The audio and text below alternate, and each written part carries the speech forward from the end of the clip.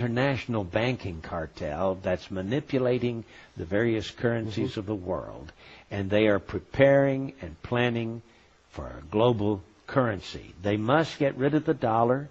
And by the way, if you recall, there was a time about, 30 or maybe 40 years ago, they took us off the gold standard, put us on the oil standard, because there just wasn't enough gold to go around, was their excuse. But when they got rid of the dollar at $32 an ounce, which stayed at $32 an ounce for years and years, half of the 20th century, then the dollar, we began to see inflation on a grand scale. It was really debilitating for America's currency. Now, J.R., the rich men in question here in James chapter 5 really are greedy power mongers, let's face it. But they put a pretty face on their activities. They say, well, we're redistributing the wealth. We're going to take some of the wealth from those nasty rich people, and we're going to give it to the poor, and then everyone will live a better life. And we see that happening on a daily basis today.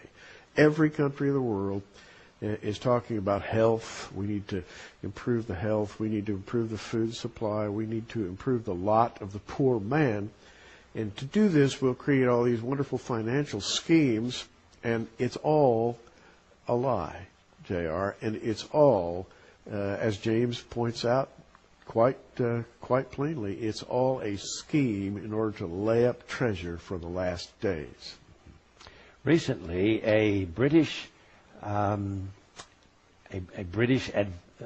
economic advisor, Lord Monckton, who was advisor to Margaret Thatcher, has made the statement that this coming December in Copenhagen, that the United States will sign our sovereignty away, will cede our sovereignty as we promised the rest of the world, that we're going to redistribute our wealth to the third world countries because we've been using all of the fossil fuels and polluting our atmosphere, and they haven't. And so they need to be compensated. That's kind of like saying we're going to pay the Indians, you know.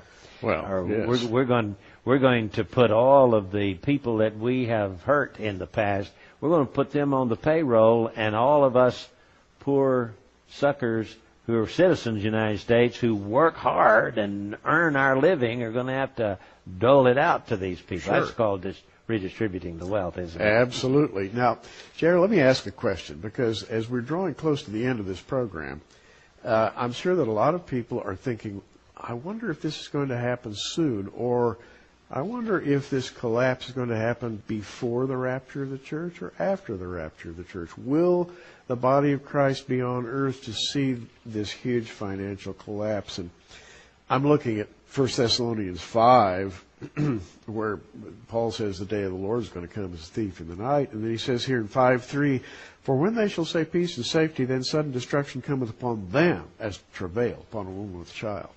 Not us, on them.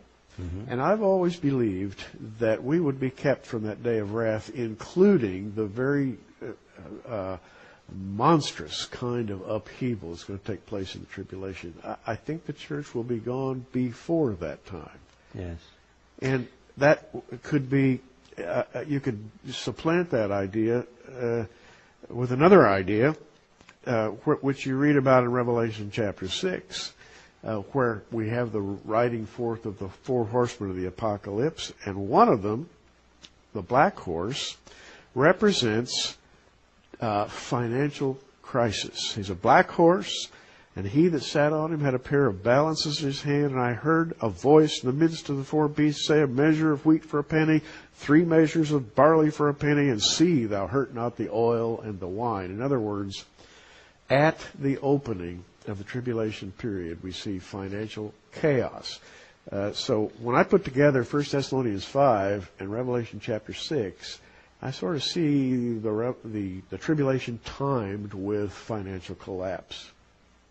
Indeed. If you look back over history, you'll see that God blesses those who work. 6 days shalt thou work. That's what he said. Yeah. For the chosen people, there were times, of course, when he sent them off into captivity and scattered them from the land because they